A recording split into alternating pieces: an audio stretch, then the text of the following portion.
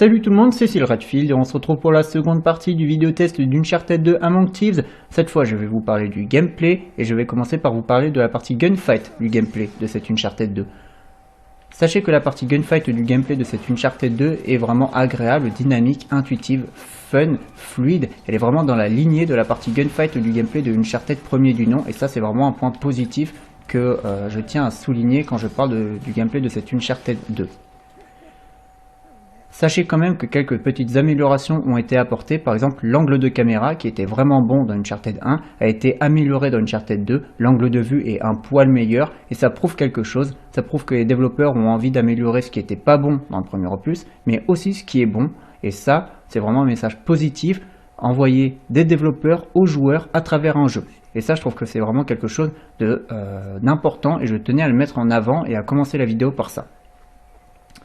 Tant que j'y pense, sachez qu'il est impossible de recharger son arme avec la croix directionnelle. Dans le premier opus, vous pouviez recharger votre arme avec la croix directionnelle ou la gâchette droite. Dans ce deuxième opus, recharger son arme avec la croix directionnelle était enlevé. En même temps, c'était pas très intuitif. Je ne pense pas que beaucoup de joueurs l'utilisaient. Donc le fait que ça a été enlevé, c'est purement anecdotique.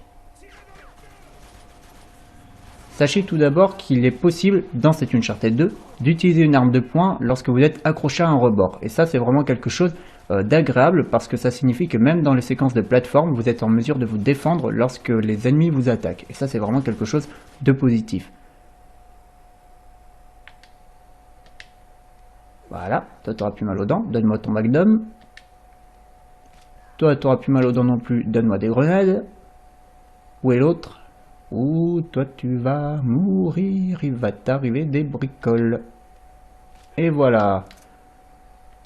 Dernière petite amélioration de gameplay au niveau du gunfight, tout simplement le lancer de grenades. Alors sachez que dans ce nouvel opus, vous n'avez plus besoin de sélectionner les grenades avec la croix directionnelle. Lorsque vous êtes face à un ennemi, vous appuyez sur la touche L1 ou L2 en fonction de si vous jouez sur PS3 ou sur PS4 pour lancer les grenades directement. Vous la lâchez, la grenade se lance. Vous appuyez sur triangle, vous annulez votre lancer, mais si vous êtes comme moi une brêle au niveau du lancer de grenade, vous prenez votre arme, peu importe laquelle, vous visez et vous appuyez sur la touche de lancer de grenade.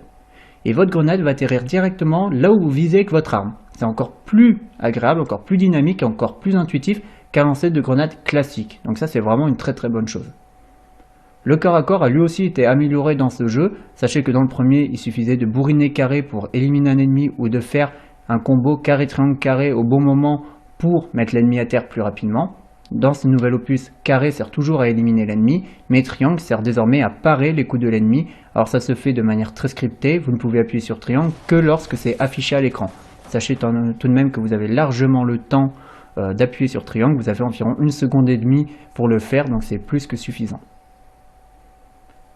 La partie plateforme de cette Uncharted 2 a elle aussi été légèrement améliorée. Globalement, elle est dans la lignée de ce qui avait été fait avec le premier Uncharted, donc ça c'est plutôt une bonne nouvelle. Sachez tout de même qu'il y a encore quelques problèmes du premier Uncharted qui sont présents dans cette Uncharted 2. Par exemple, le saut rigide. Alors dans le premier opus, le personnage que vous incarnez, Nathan, souffrait parfois de rigidité au niveau des sauts et ça se concluait souvent par une mort. Et dans ce deuxième opus, les sauts rigides sont toujours présents, mais il ne se conclut plus forcément par une mort. Et je vais vous expliquer pourquoi, parce que ça, je pense que c'est important de le préciser. Alors, ça ne se conclut plus pour une mort, tout simplement parce que les développeurs ont décidé d'offrir aux joueurs une plus grande tolérance à l'erreur. C'est-à-dire, lorsque vous sautez, vous n'êtes pas forcément là où vous devez aller, mais votre personnage se téléporte immédiatement à l'endroit où il doit être. Et du coup, au lieu de mourir, de tomber dans le vide à cause d'un saut rigide comme dans le premier, eh bien votre personnage s'accroche à une corniche alors qu'il en est loin. Ça peut paraître un petit peu frustrant parce que personnellement j'aurais aimé que le problème soit corrigé plutôt qu'il y ait une sorte d'élément pour cacher ce défaut qui soit présent. J'aurais aimé que le défaut soit carrément corrigé, mais ils ont quand même vu qu'il y avait un problème dans le premier Uncharted, ils l'ont quand même corrigé, même si c'est pas de la meilleure manière, je suis quand même content qu'il l'ait fait. Honnêtement, je préfère avoir cela, donc à savoir une plus grande tolérance à l'erreur, plutôt qu'avoir rien du tout. Et de souffrir du même problème que dans Uncharted premier du nom. Donc, finalement, j'ai envie de dire, c'est quelque chose de négatif dans le sens où le problème n'est pas corrigé, mais c'est quelque chose de positif dans le sens où ils ont quand même tenté d'améliorer le problème, mais par un autre moyen. Donc voilà, du positif et du négatif, même si les problèmes ne sont pas complètement réglés. Je vais escalader, l'histoire de vous montrer un petit peu l'escalade libre. Oui, parce qu'il y a eu des ajouts de gameplay dans ce jeu, notamment l'escalade libre. Alors l'escalade libre, c'est plutôt sympa, honnêtement j'aime beaucoup. En fin de compte, c'est tout simplement rechercher dans certaines zones des endroits que vous pouvez escalader et qui vous donnent accès à de nouvelles pièces ou à de nouvelles zones. Et souvent, le fait de faire cela, le fait d'accéder à de nouvelles zones, ça vous donne tout simplement accès à de nouvelles pièces, à de nouvelles zones qui vont vous donner un avantage sur l'ennemi. Alors l'avantage, ça peut être soit une nouvelle arme, soit un point de vue meilleur. Et du coup, vous avez un avantage tactique sur l'ennemi. Honnêtement, l'avantage, l'intérêt d'utiliser l'escalade libre dans ce jeu est limité à ça. Vous n'avez aucune autre utilité que celle-là, vous n'avez aucun autre intérêt que celui-là d'utiliser l'escalade libre. Mais bon, c'est quand même pas mal. Dans les modes de difficulté supérieurs, le fait de pouvoir accéder à un magnum en escaladant ou le fait de pouvoir vous défaire des ennemis de manière un petit peu plus facile en ayant accès à une zone à rechercher, bon, c'est quand même agréable. Honnêtement, c'est vrai que j'aurais aimé qu'il y ait un peu plus d'intérêt que ça à utiliser l'escalade libre, mais j'ai envie de dire c'est mieux que rien. Et c'est bien fait, donc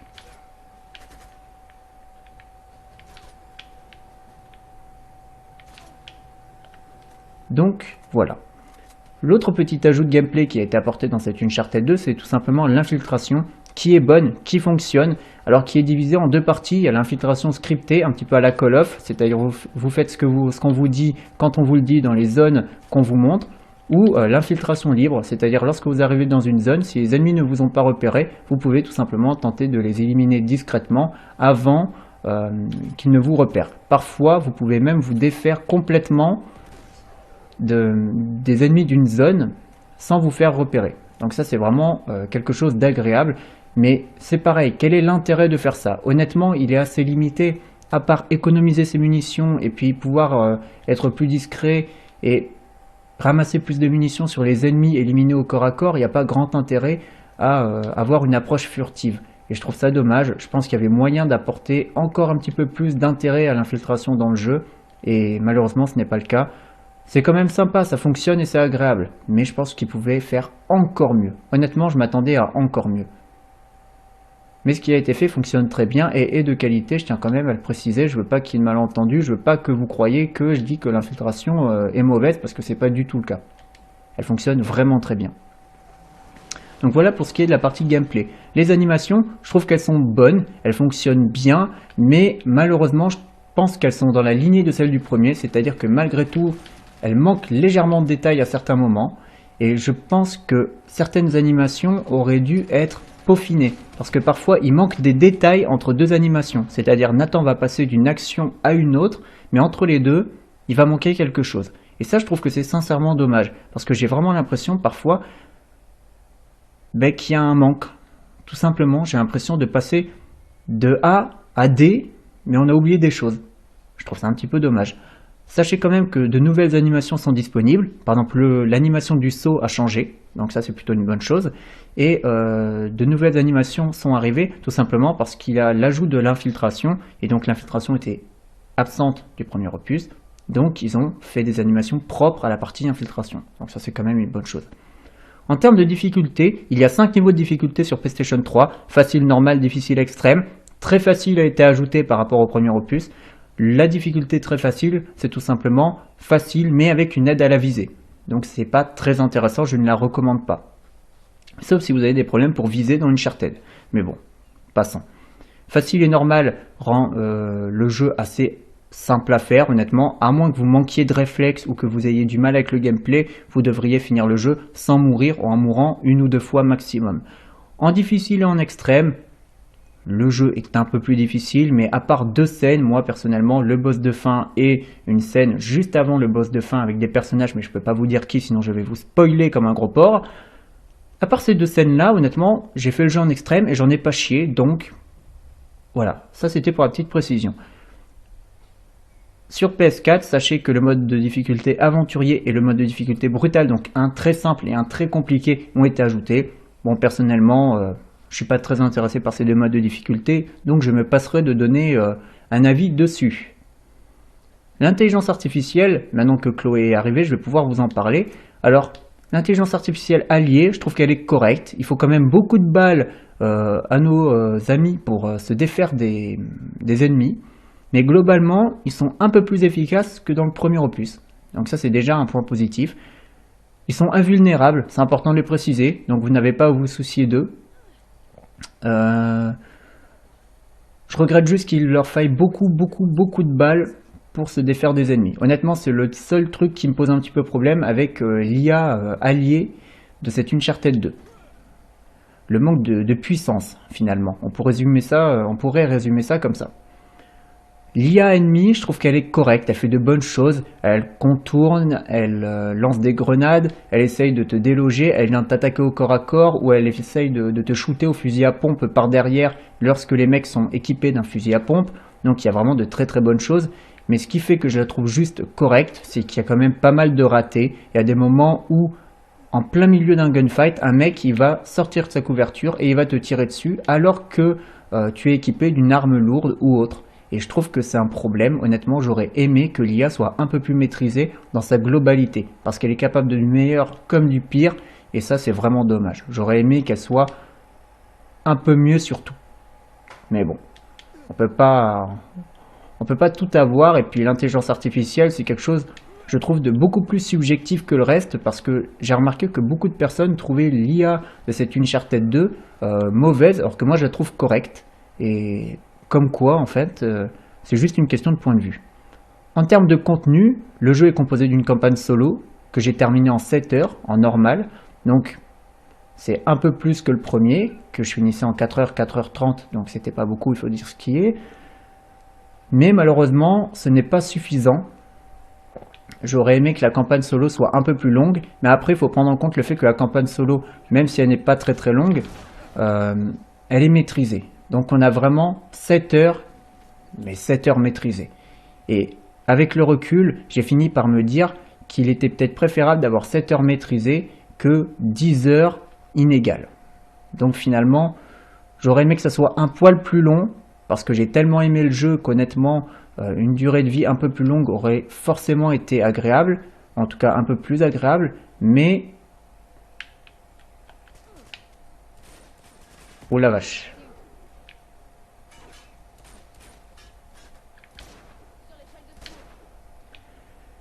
Mais avec le recul, je me suis dit que finalement 7 heures, mais 7 heures maîtrisées, c'était peut-être mieux que 10 heures inégales. Donc voilà.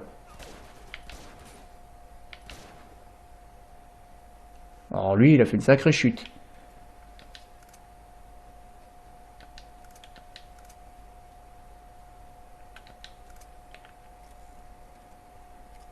Sachez qu'il est toujours possible d'effectuer certains défis pour se défaire pour augmenter artificiellement la durée de vie, par exemple des défis d'armes ou des défis d'action, par exemple effectuer certaines actions à certains moments. Donc ça c'est plutôt une bonne chose. Il y a toujours des trésors à ramasser, il y en a plus que dans le premier, donc ça c'est vraiment une bonne chose aussi. Il y a 5 modes de difficulté, ce qui fait qu'il y a quand même une certaine rejouabilité qui est présente. 7 modes de difficulté au total sont disponibles sur PlayStation 4, plus le mode chrono. Donc je tiens à le préciser aussi. Moi perso, le mode chrono, c'est pas mon truc. J'aime pas speeder quand je fais un jeu. Moi j'aime prendre mon temps. Donc le mode chrono m'intéresse pas. Mais il est présent. Donc si un jour j'ai envie de le faire, ça sera une occasion de refaire le jeu une nouvelle fois, mais de manière différente. Donc c'est pour ça que je tenais quand même à préciser qu'il y avait ce mode de disponible dans le jeu. Le véritable intérêt de cette Uncharted 2, en dehors de sa campagne solo réussie et maîtrisée, c'est tout simplement son mode multi, qui est à la fois coopératif et compétitif. Alors moi j'aime beaucoup le mode multi de cette Uncharted 2. Globalement, je ne suis pas fan des modes multijoueurs dans les jeux, je préfère les campagnes solo et les multi en général, je m'en occupe pas trop. Et c'est vrai que j'ai beaucoup aimé le multi de cette Uncharted 2. Alors le mode coopératif, en fait, c'est un mode horde, tout simplement. Donc honnêtement, il fonctionne très bien, le level design est vraiment très bien pensé, les cartes sont bonnes, elles sont belles. Donc je me suis éclaté sur le mode horde. Un petit peu moins sur le côté compétitif qui est tout simplement match à mort équipe, capture de zone, de drapeau, de n'importe quoi. Donc honnêtement, la partie compétitive, je l'ai aimée, mais je suis pas fan de ce genre de multi, donc c'est déjà un miracle, j'ai envie de dire, que j'ai aimé. Par contre, la partie coopérative, je me suis éclaté, un mode horde made in Uncharted, honnêtement, ça marche très bien. Et ça, je tenais quand même à le mettre en avant. Pour conclure mon avis sur le jeu, alors j'essaie de trouver un meilleur point de vue pour conclure. Ici, je pense que ça peut être pas mal. Pour conclure mon avis sur cet Uncharted 2, il est bon, il est vraiment très beau. C'est vraiment un jeu mieux que le premier. Il est vraiment très très bon même. Honnêtement, tous les points forts d'Uncharted 1 sont encore plus forts dans Uncharted 2. Et tous les ratés d'Uncharted 1 ont soit été corrigés, soit été retirés dans cet Uncharted 2. À part les sauts rigides et l'animation parfois ratée des personnages, tous les défauts du premier Uncharted ont été corrigés. Donc ça, c'est quelque chose que je tenais à mettre en avant. Je vous remercie d'avoir regardé cette vidéo. Je vous dis à bientôt pour un prochain vidéo test sur un autre jeu. J'espère que cette vidéo vous a plu. Portez-vous bien et jouez Uncharted.